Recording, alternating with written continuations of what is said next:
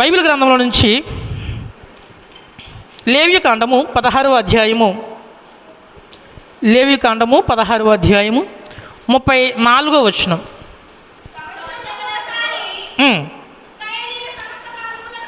ఇశ్రాయేలీయుల సమస్త పాపములను బట్టి వారి నిమిత్తము ప్రాయశ్చిత్తము చేయుటకు ఇది మీకు నిత్యమైన కట్టడ. యెహోవా మోషేకు ఆజ్ఞాపించినట్లు అతడు చేసెను. ఇచ్చిన వాక్యము మన వినుకుల్లో దేవుడు దీవించును గాక. ఆమేన్. చాలా జాగ్రత్తగా ఆలకించండి. తక్కువ సమయంలో నేను ముగిస్తాను. ఇశ్రాయేలీయులందరికీ సంవత్సరంలో ఒకరోజు చాలా ప్రాముఖ్యమైన రోజు. ఆ ప్రాముఖ్యమైనటువంటి రోజున ఇశ్రాయేలీయుల ప్రధాన యాజకుడు ఏం చేస్తాడంటే అతి పరిశుద్ధమైనటువంటి స్థలంలోనికి వెళ్ళి ఇశ్రాయేలీయులందరి కొరకు ప్రాయశ్చిత్తం చేస్తాడు. మీ అందరికీ గ్రూప్లో హిబ్రూ క్యాలెండర్ వేశాను. ఆ హిబ్రూ క్యాలెండర్లో మనకు ఉంటుంది తిష్రీ 10వ రోజున. మన క్యాలెండర్లోకి వస్తే అక్టోబర్ 3వ తారీఖు వస్తుంది. అది ఈ అక్టోబర్ 3వ తారీఖు ఇశ్రాయేలీయులందరికీ అతి అతి అతి ప్రాముఖ్యమైన రోజు. దేవుడే స్వయంగా మోషేతో చెప్పి ఈ రోజును చేయమని చెప్పారు. దాన్ని అందరూ ఏమని పిలుస్తారంటే హిమ్ కిప్పుర్ అని పిలుస్తారు. దాని గురించిన ప్రాముఖ్యత మేబీ మీ అందరూ చాలా తక్కువగా విని ఉంటారు. ఈరోజు మీతో దాన్ని కొంత సమయం పంచుకోవాలని ఆశపడుతూ ఉన్నా. సందర్భాన్ని మీకు చెప్పేస్తాను. సందర్భాన్ని చెప్పిన తర్వాత మీకు చాలా పూర్తిగా అర్థమవుతుంది. యాజకుడు అతి పరిశుద్ధమైన స్థలానికి వెళ్ళేటప్పుడు లేవికాండము 16వ అధ్యాయము మొత్తం అంతయు మీరు ఇంటికి వెళ్ళిన తర్వాత జాగ్రత్తగా చదువుకోండి. ఈ విషయాలన్నీ మీకు అర్థమవుతూ ఉంటాయి. లేవికాండము 16వ అధ్యాయము 7వ వచనం నేను చదువుతున్నాను, మీరు వినండి. ఆ 2 మేక పిల్లలను తీసుకుని వచ్చి ప్రత్యక్షపు గుడారం యొక్క ద్వారము వద్ద యెహోవా సన్నిధిని వాటిని ఉంచవలెను. ప్రధాన యాజకుడు ఏం చేయాలంటే 2 మేక పిల్లలను తీసుకోవాలి. ఆ 2 మేక పిల్లలు దేవుని యొక్క సన్నిధానం తీసుకుని వచ్చి చీటీలు వేయాలి. 2 చీటీల్లో ఒక చీటీ ఏమని రాస్తుందంటే యెహోవా పేరట అని. 2వ చీటీ ఏముంటుందంటే విడిచిపెట్టే మేక అని రాయబడుతుంది. ఈ 2 చీటీలు తీస్తే 2 చీటీల్లో ఏ చీటీ ఏ మేకకు వస్తే ఆ మేక పెట్టి ఆ కార్యం చేయాలి. బైబిల్లో దేవుని యొక్క సమాధానం తెలుసుకోవటానికి ఈ చీటీ పద్ధతి ఉపయోగించేవారు. ఈ చీటీ వేసే పద్ధతి అపోస్తుల కార్యాల గ్రంథము 1వ అధ్యాయంతో ముగించేస్తారు. ఇక తర్వాత ఎప్పుడు చీటీ వేసే పద్ధతి లేదు. అపోస్తుల కార్యాల గ్రంథము 1వ అధ్యాయం తర్వాత పరిశుద్ధాత్మ నడిపింపు వస్తుంది. దేవుడు నీకు ఏం చెప్పాలన్నా 1 దేవుని వాక్యము, 2 పరిశుద్ధాత్మ. దేవుడు ఈరోజు మీతో మాట్లాడాలనుకుంటున్నారు, వాక్యము చేత మాట్లాడాలనుకుంటున్నారు. కాబట్టి జాగ్రత్తగా వినాలి. ఈ లేవికాండము 16వ అధ్యాయంలో 2 చీటీలు ఆ మందిరంలోకి తీసుకొచ్చారు.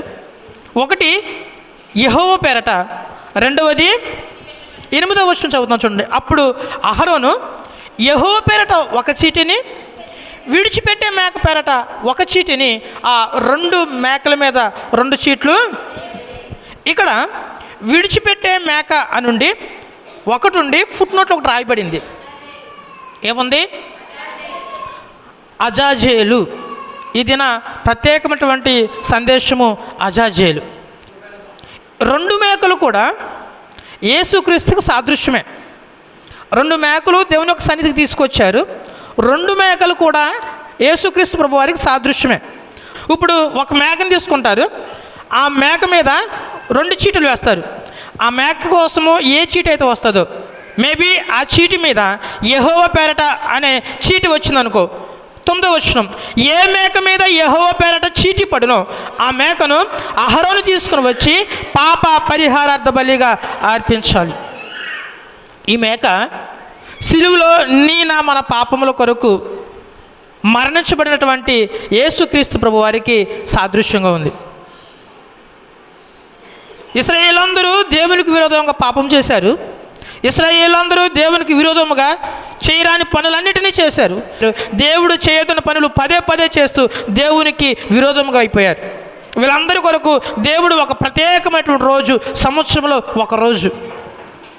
ఆ రోజు ప్రధాన యాజకుడు అతి పరిశుద్ధమైన స్థలంలోనికి వెళ్ళే ముందు ఆ అతి పరిశుద్ధ స్థలంలోనికి వెళ్ళేటువంటి అహరోను కూడా ప్రత్యేకపరచబడాలి. ఎలా పరిశుద్ధపరచబడాలంటే ఇదే లేవి కాండము 4వ అధ్యాయము 3వ వచనంలో ఒకసారి మీరు చూసినట్లయితే,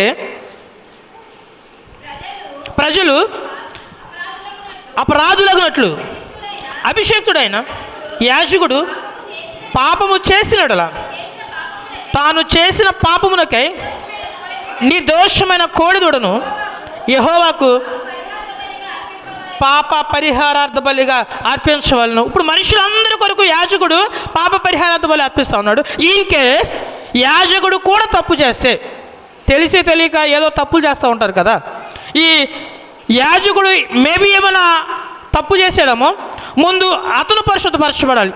కాబట్టి ఈ 2 మేకల మీద చీటి వేసే కన్నా ముందే యాజకుడు ఒక పని చేయాలి. ఏమిటి ఆ పని అంటే 3వ వచనం, 16వ అధ్యాయంలోకి మరలా వచ్చేయండి. 16వ అధ్యాయంలో 3వ వచనం, అతడు పాప పరిహారార్థ బలిగా ఒక కోడిదూడను దహన బలిగా ఒక పొట్టేలును తీసుకుని వీటితో పరిశుద్ధ స్థలంలోనికి రావాలి. పరిశుద్ధ స్థలంలోనికి వచ్చేటప్పుడు సన్నని నార వస్త్రము ధరించుకుని ఏదైతే కోడిదూడ ఉందో ఆ కోడిదూడను యాజకుడు చేసినటువంటి తప్పుకు తన పేరట తన కుటుంబం పేరట కూడా ఆ కోడిదూడను వరించి ఆ రక్తము ప్రోక్షించుకొని తర్వాత ఆ అతి పరిశుద్ధమైనటువంటి స్థలంలోనికి రావాలి. హల్లెలూయా. ప్రధాన యాజకుడికే అన్ని కండిషన్స్ ఉంటే నీవు నేను అసలు ఆ స్థలంలోనికి వెళ్ళడానికి కూడా యోగ్యులము కాము. అలాంటి అయోగ్యులమైన మనల్ని యోగ్యులుగా చేయడానికి ఈ మేక ఏ విధంగా అయితే ఇశ్రాయేలందరి పాపమును బట్టి ఏ విధంగా అయితే వధించబడిందో ఆ దేవాతి దేవుడు నీ కొరకు నా కొరకు ఆ శిలువలో మరణించాడు. మన స్నేహితులు కానీ అంతెందుకు కడుపు చీల్చుకొచ్చేటువంటి మన తల్లి కూడా మన కొరకు ఇలాంటి పరిచర్య కానీ ఇటువంటి శిక్ష కానీ అనుభవించదు. దేవుడు నీ కొరకు నా కొరకు శిలువలో మరణించాడు.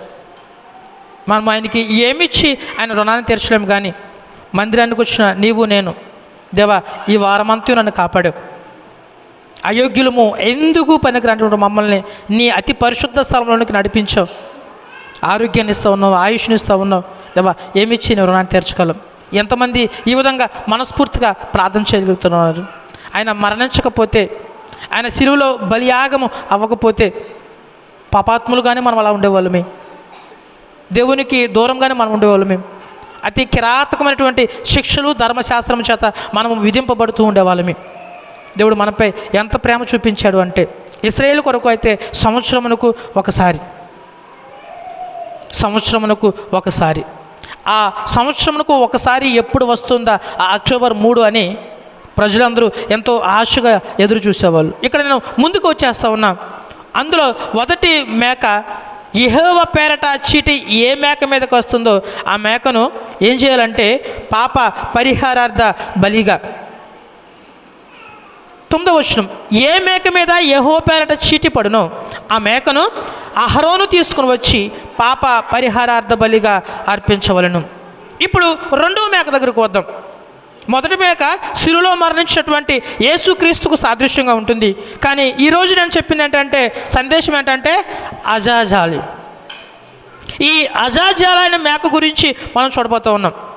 ఈ ఉపవాస దినాల్లో మనం ఎప్పుడు దేని గురించి చర్చించుకుంటామంటే ఈ ఉపవాస ప్రార్థన సమయంలో శిలువలో మరణించినటువంటి యేసుక్రీస్తునే ధ్యానిస్తూ 2వ మేకను మర్చిపోతూ ఉన్నాం. మనం పాప పరిహారార్థ బలిగా వధించబడిన ఆ మేకనే జ్ఞాపకం చేసుకుంటున్నాం. కానీ ఇంకో మేక ఉండిపోయింది కదా. ఏ మేక అది? ఒక చీటి ఏమని పడాలి దాని మీద? విడిచిపెట్టబడిన మేక. మరి దాని గురించి మనం ఎందుకు మాట్లాడుకోవట్లేదు? ఈరోజు దాని గురించి క్లుప్తంగా ఒక 2 మాటలు చెప్పి నేను ముగించడానికి ఇష్టపడతా ఉన్నా.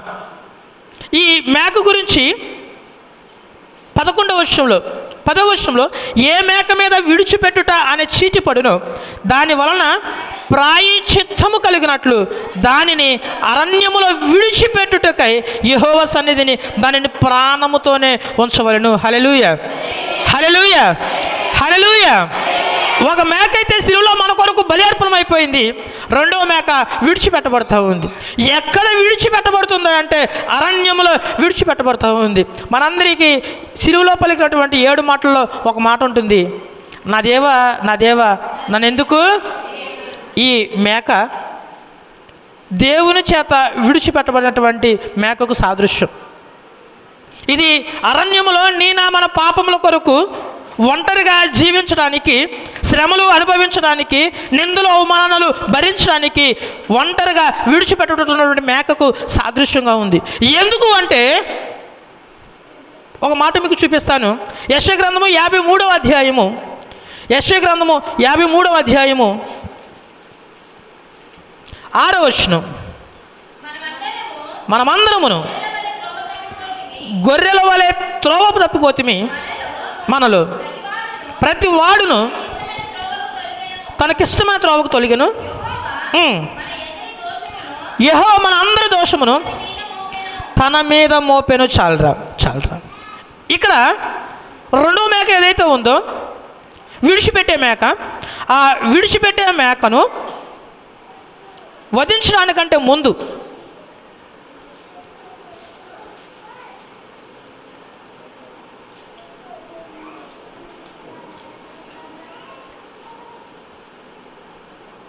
ఇరవై వచనం, అతడు పరిశుద్ధ స్థలమునకు, లేవికాండము 16వ అధ్యాయం 20వ వచనం, అతడు పరిశుద్ధ స్థలమునకును ప్రత్యక్షపు గుడారమునకును బలిపీఠమునకు ప్రాయశ్చిత్తము చేసి చాలించిన తర్వాత ఆ సజీవమైన మేకను దగ్గరకు తీసుకుని రావాలను.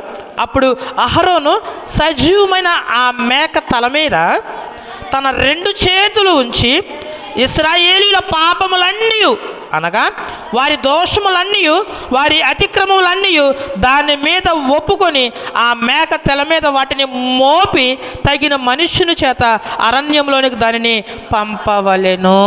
ఇప్పుడు మనం చదివేమే యెషయా గ్రంథము 53వ అధ్యాయము 6వ వచనంలో, మనమందరము గొర్రెల వలె త్రోవ తప్పిపోయాము, మనమందరము తనకిష్టమైనటువంటి త్రోవకు తొలగిపోయాము, మనందరి దోషములను ఆయన మీద మోసుకోవడానికి, మన దౌర్జన్యములన్నిటిని ఆయన భరించడానికి, మన వల్ల ఆయన బాధించబడడానికి ఆయన ఏం చేశాడో తెలుసా? మనము చేసినటువంటి పాపములన్నిటినీ ఆయన భుజాల మీద వేసుకున్నాడు. హల్లెలూయా. ఏ విధంగా అయితే ఈ విడిచిపెట్టే మేక మీద ప్రధాన యాజకుడు 2 చేతులు ఉంచి ఏం చేశాడు? 2 చేతులు ఉంచి ఒక మాట చెప్తూ ఉంటారు. ఏ మాట అది? ఇశ్రాయేలులందరి తప్పులను, ఇశ్రాయేలులందరి పాపములను ఇప్పుడు దేని మీద మోపుతూ ఉన్నారు? ఆ మేక మీద మోపుతూ ఉన్నారు. ఆ మేక మీద మోపి ఆ మేకను ఒక వ్యక్తితో ఇచ్చి అరణ్యానికి వదిలేస్తూ ఉన్నారు. ఆ దేవాతి దేవుడు కూడా సిలువ బలియాగానికి ముందు, సిలువ శ్రమలకు ముందు, ఇంకా మంచిగా కరెక్ట్గా చెప్పాలంటే దేవుని పరిచర్యకు ముందు ఎక్కడికి కొనుపోబడ్డాడు అంటే మనందరికీ తెలిసిందే. మత్తయి సువార్త 4వ అధ్యాయము ప్రారంభంలోనే ఉంటుంది, అరణ్యమునకు కొనిపోబడెను. చదువుతారా? మత్తయి సువార్త 4వ అధ్యాయం.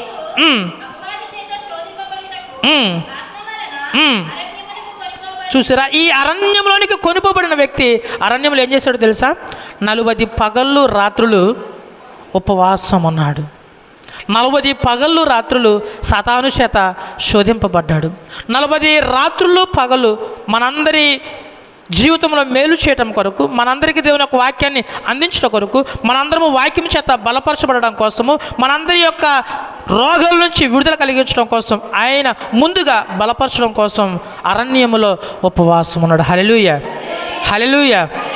అరణ్యంలోనికి వచ్చినటువంటి యేసు ప్రభువుకి ఈ విడిచిపెట్టిన అజాజేలు మేక సాదృశ్యంగా ఉంటే, రెండవ మేక సిలువలో శ్రమలు అనుభవించినటువంటి యేసు ప్రభువుకి సిలువలో మరణించినటువంటి ఆ రెండవ మేకకు సాదృశ్యంగా ఉంది. 2 మేకలు యేసుక్రీస్తుకే సాదృశ్యం. మన ముందు ఇప్పుడు వరకు ఏమనుకున్నామంటే యేసు ప్రభువుని దేవునితో పోల్చుకునే వాళ్ళు, ఇప్పుడు వరకు గొర్రె పిల్లలతో పోల్చుకునే వాళ్ళు. ఇప్పుడు సాదృశ్యం అంటే ఉన్నాను. ఈ సందర్భము ఇప్పుడున్నటువంటి సందర్భానికి సాదృశ్యం ఇది. ఎందుకు ఆ గొర్రె మీద, ఆ మేక మీద మనందరి పాపములను మోపుతూ ఉన్నారంటే, మన మీద ఉన్నటువంటి పాపాలు, మన మీద ఉన్నటువంటి శిక్షలు, మన మీద ఉన్నటువంటి దోషాలు అవన్నీ మనల్ని దూరం పరచడం కోసం. ఇప్పుడైతే ఆ పాపములన్నిటినీ సిలువలో కాచిన రక్తము చేత కడిగి పరిశుద్ధపరిచాడు. కానీ అంతకుముందు మన పాపములు మన మీదే ఉన్నాయి, మన దోషములు మన మీదే ఉన్నాయి, మన అతిక్రమములు మన మీదే ఉన్నాయి. వాటికి మనమే శిక్ష అనుభవించే వాళ్ళమే. కానీ ఎప్పుడైతే ఈ రెండవ చీటి పడిన విడిచిపెట్టబడిన మేక ఉందో, ఎప్పుడైతే అరణ్యమునకు వెళ్ళిపోయిందో, మన పాపములు ఆ మేక తన తల మీద వేసుకుని వెళ్ళిపోయింది. హల్లెలూయా. ఎలా అంటే కీర్తన గ్రంథము 103వ అధ్యాయము 12వ వచనం ఒకసారి చూడండి, మీకు అర్థమవుతుంది. కీర్తన గ్రంథము 103వ అధ్యాయము పడమటికి తూర్పు ఎంత దూరము ఆయన మన అతిక్రమములను చూసారా.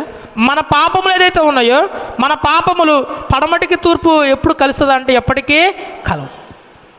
మనం చేసేటువంటి ఆ పాపాలు మన మీద ఉండకుండా, మన పాపములను మన అతిక్రమములు మన నుండి దూరపరచడానికి మన పాపములన్నిటినీ ఆ విడిచిపెట్టిన అజాజేలు అనేటువంటి మేక మీద ఆ తప్పులు, ఆ పాపాలు, ఆ శిక్షలు వేసుకుని అరణ్యానికి వెళ్ళిపోయింది. ఆ మేక అలా అరణ్యానికి వెళ్ళకపోతే ఇశ్రాయేలు ఇంకా ఆ శిక్షలో ఉండేవాళ్ళు. అజాజేలు ఆ విధంగా అరణ్యానికి వెళ్ళకపోతే మనం ఇంకా శ్రమలో ఉండేవాళ్ళమే. అలాంటి అజాజేలు ఇప్పటివరకు చాలామంది విననటువంటి ఈ అజాజేలు, ఇప్పటికీ చాలామంది తెలుసుకోలేనటువంటి ఈ అజాజేలు, శిలువ శ్రమలకు ముందు ప్రతి ఒక్కరూ తెలుసుకోవలసినటువంటి ఈ అజాజేలు. ఎందుకు ఈ మేక అరణ్యముకు కొనుపోబడిందో ఇంకొక మాట చెప్పి నన్ను ముగించేస్తాం.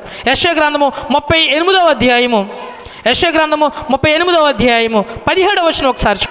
మిక్కటమైన ఆయాసము నాకు నెమ్మది కలుగుటకు కారణమాయను, నీ ప్రేమ చేత నా ప్రాణమును నాశనము గోతి నుండి విడిపించితివి. నీ వీపు వెనక తట్టు నా పాపములన్నీ. చూసారా, మనం ఏదైతే పాపములు చేశామో ఆ పాపములను మనకి ఎలా దూరపరుస్తున్నారో తెలుసా? ఆయన వీపుకు వెనక తట్టు. మన స్కూల్కి వెళ్ళేటప్పుడు స్కూల్ బ్యాగ్ వేసుకుంటారు కదా, కాలేజీ బ్యాగులు, అది మనకు కనపడుతుందా?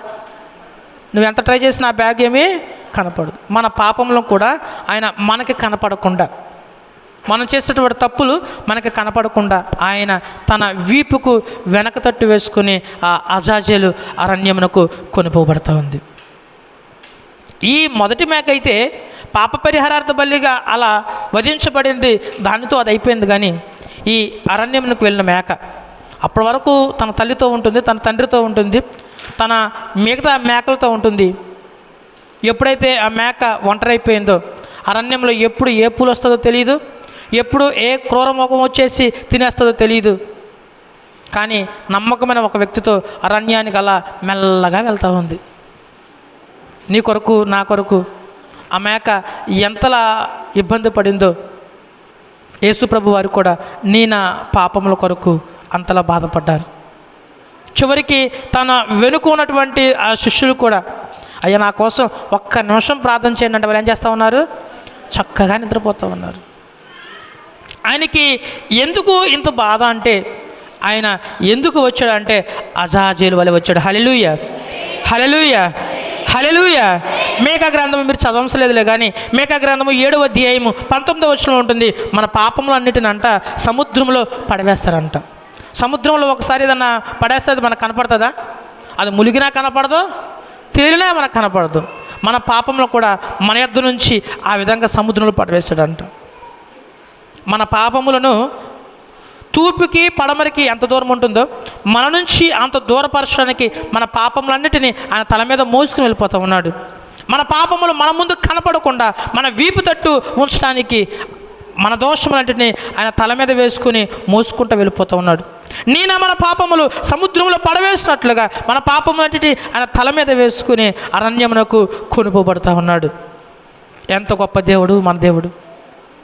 నీవు అడగకముందే, నువ్వు ప్రార్థించకముందే, దేవా నా శిక్షను నా నుంచి దూరపరచు అని అడగకముందే ఆయనే ఒక బాధ్యత తీసుకుని ఆ చీటీ ఆయన పేరు మీదే వేసుకుని, యోనా ఏ విధంగా అయితే చీటీ పడకముందే చెప్తూ ఉంటాడు, మీరేం బాధపడొద్దు, ఈ శోధనలన్నీ ఎవరి వల్ల వచ్చాయి?